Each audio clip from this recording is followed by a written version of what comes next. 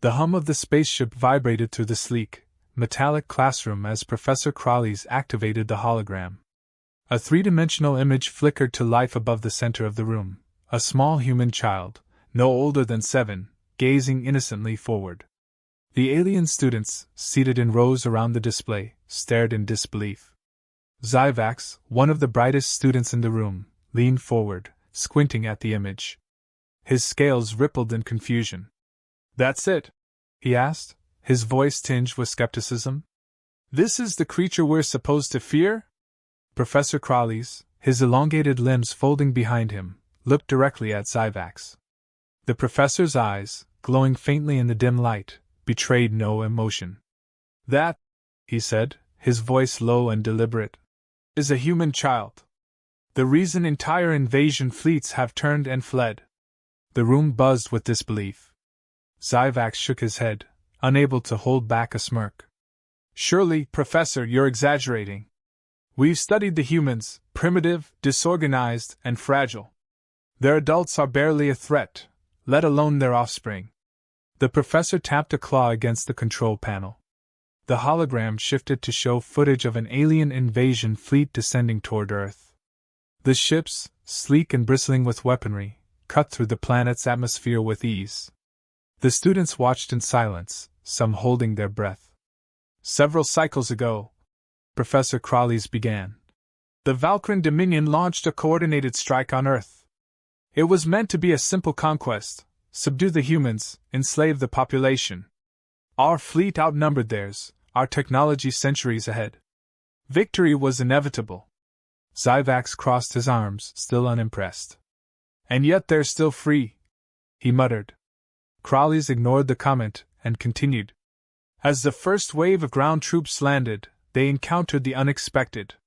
The hologram zoomed in on a squadron of Valkyran soldiers advancing through a human city. Around the corner came a group of children, barely aware of the danger. The soldiers moved in, preparing to subdue the younglings. The footage suddenly shifted.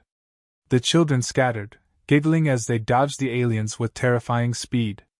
One child, with an impish grin, hurled a small, round object, a toy ball, directly at the soldiers.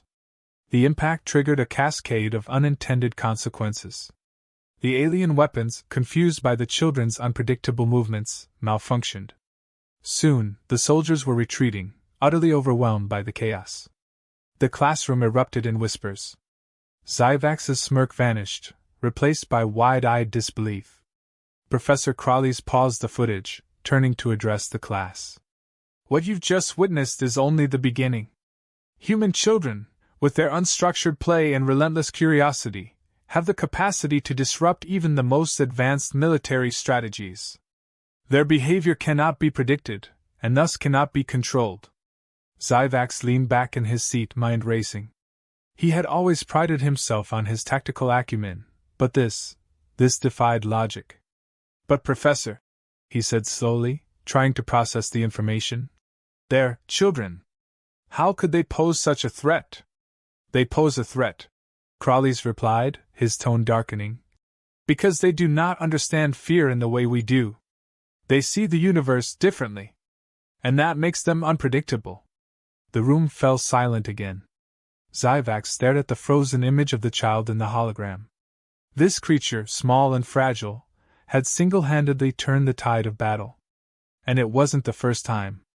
Professor Crawley's tapped the control panel once more, bringing up the next sequence of footage. "Tomorrow," he said, "we'll study the Trinax incident, where an entire fleet was lost because they underestimated a group of human children. But for now," he glanced at Zyvax, "consider this lesson carefully. The humans' greatest weapon isn't their strength. It's their unpredictability." Zyvax sat in stunned silence, the weight of the professor's words settling over him like a shroud. For the first time, he felt a twinge of doubt. Maybe there was more to the humans, and their children, than he had ever imagined. The dim glow of the classroom's hollow screen flickered back to life, illuminating the faces of the alien students seated before it. Zyvax shifted uncomfortably in his chair, the weight of Professor Crawley's words still hanging heavily in the air. He couldn't stop thinking about the footage he had just seen, the children, the chaos, the retreating soldiers. It was as though the universe had shifted on its axis, and everything he thought he knew about humans was suddenly in question. But there was no time to dwell on it. Professor Crawley's, his tall, angular frame casting long shadows in the low light, gestured to the screen. The Trinax incident, he began, his voice steady, occurred just 3 cycles after the first encounter with human children. Despite the warnings, the Trinax fleet, confident in their superior numbers and advanced weaponry, believed they would succeed where others had failed. They were wrong. The hologram shifted, showing the sleek, black warships of the Trinax armada gliding silently through space. Their hulls gleamed under the distant light of a star, each vessel bristling with weaponry. It was an intimidating sight, and Zyvax felt a twinge of envy. The Trinax were legendary for their tactical prowess. Crawley's eyes scanned the room, watching the reactions of his students. The Trinax believed they could outmaneuver the humans. They focused their assault on a remote outpost, a colony populated mostly by scientists and civilians. What they didn't expect was the presence of a group of human children at the colony's research facility. The screen zoomed in, showing the colony nestled on the edge of a barren, rocky moon. The Trinax fleet approached in tight formation, preparing to overwhelm the defenses. As the first wave of ships descended, the colony's meager defenses sprang to life. Lasers and plasma cannons erupted in a futile attempt to hold back the armada. It was a losing battle. They underestimated the colony's inhabitants. Crawley's continued, his voice dropping to a grim tone. Specifically, they underestimated the children. Zyvax furrowed his brow, a creeping sense of unease gnawing at him. Children, again. He had learned to fear soldiers, elite warriors, trained tacticians. But these were younglings. How could they have impacted the tide of such a one-sided battle? The scene shifted again, this time to the inside of the research facility. A group of human children, no older than 10, huddled together, their faces tense but strangely focused. Zyvax noticed one child in particular, a boy with dark hair and sharp, calculating eyes. He stood apart from the others, hunched over a control panel, his hands moving with precision.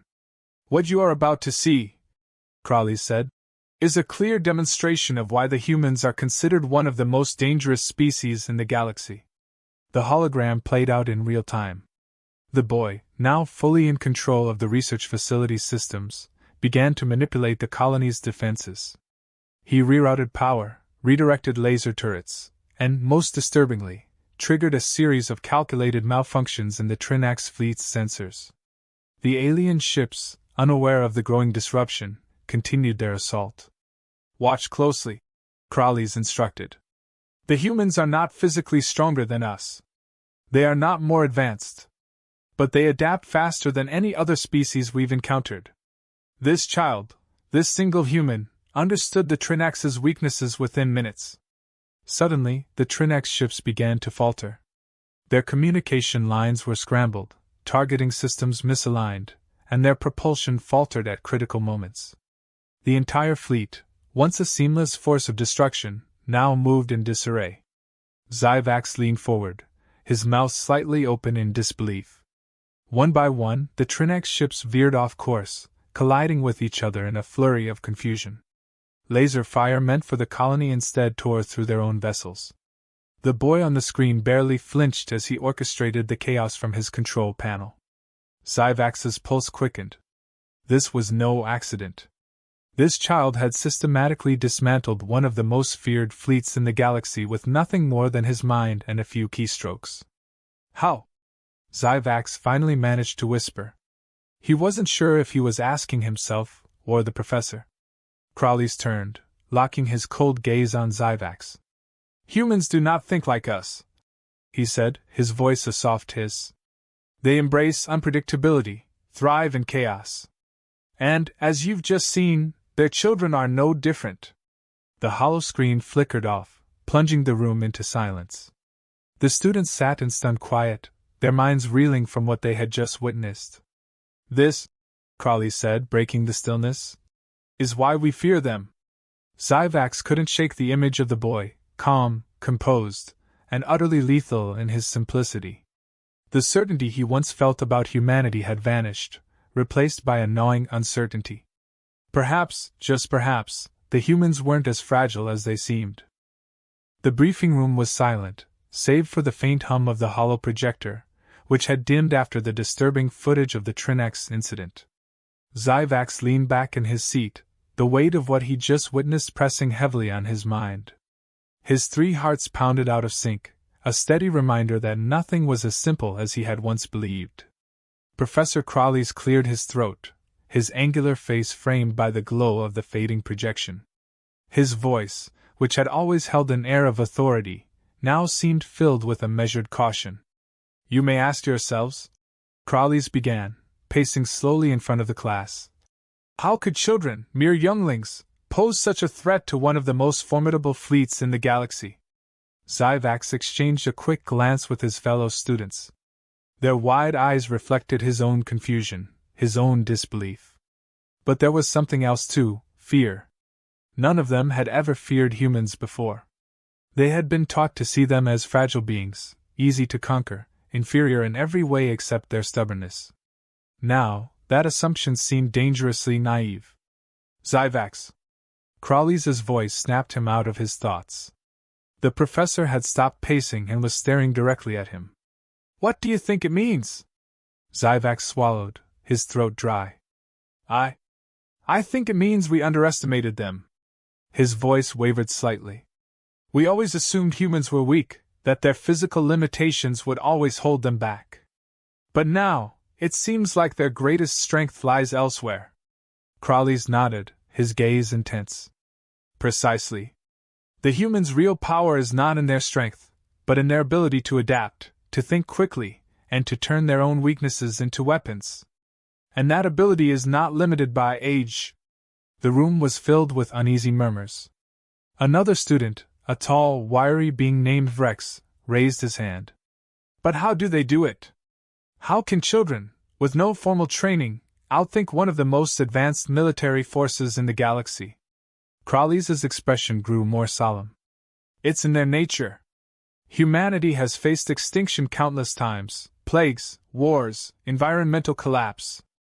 They evolved not just to survive, but to outwit their enemies, to turn chaos to their advantage. And they pass that knowledge down through generations, even to their youngest." He turned back to the holoscreen, bringing up new images, this time, of human cities, sprawling landscapes filled with towering buildings and intricate technologies. "What you see here," he said, "is the result of millennia of adaptation. Humanity has become masters of their environment, technologically, yes, but also mentally. The children in the Trinax incident grew up surrounded by challenges, trained in the art of problem-solving without even realizing it." Zyvax watched the images shift, scenes of human children playing in parks, building complex machines out of simple materials, working together to solve puzzles. They weren't trained soldiers, and yet their ability to think creatively under pressure was undeniable. "But how do we counter that?" Zyvax asked, a hint of frustration slipping into his voice. "If we can't predict their next move, if even their children are this dangerous, how do we defeat them?" Crawley's paused, his long fingers tapping the edge of the hollow console. "That," he said slowly, "is the question the Galactic Council has been struggling with for years. There is no easy answer. Every time we think we've found a way to contain them, they surprise us." The professor pressed another button, and the image changed once more, this time showing a human adult standing on a battlefield, leading a small group of survivors against a much larger alien force. Zyvax recognized the scene. It was the Battle of Kaon V, a well-documented human victory. The humans had been outnumbered 10-1, and yet they had managed to turn the tide of battle by outthinking their enemies at every turn. "You see," Crawley's continued, "humans are unpredictable. They improvise. They use every resource at their disposal, even when it seems impossible. Their children are taught to question, to challenge authority, to find solutions in the most unexpected places." The room fell silent again as the gravity of the professor's words settled in. Zyvax felt a cold knot of anxiety tightening in his chest. If even the Galactic Council couldn't find a way to counter the humans, What chance did any of them have? He clenched his fists under the table, frustration and fear boiling within him. So what do we do? Are we supposed to just accept that they're unbeatable? Crawley's gave him a measured look, his voice calm but firm. No, Zyvax. We study them. We learn from them. And most importantly, we adapt. Just as they do. A slow murmur of understanding rippled through the classroom. Zyvax nodded, though unease still gnawed at the edges of his thoughts. Adapt? How could they possibly keep pace with a species that thrived on unpredictability? Crawley's continued, his voice softer now, but no less commanding. The key to surviving against humans is not to outmatch them in strength or technology. It's to outthink them in ways they don't expect. You must become as unpredictable as they are. The professor's final words hung in the air like a challenge, and Zyvax felt a flicker of determination rise within him. Perhaps it wasn't hopeless after all. Perhaps they could find a way to counter the humans, if they were willing to think differently, just as humans did. The room darkened as Crawley shut down the hollow projector. Class dismissed, he said. But remember, this lesson isn't over. Not by a long shot. As Zyvax rose from his seat, he couldn't shake the sense that this was only the beginning.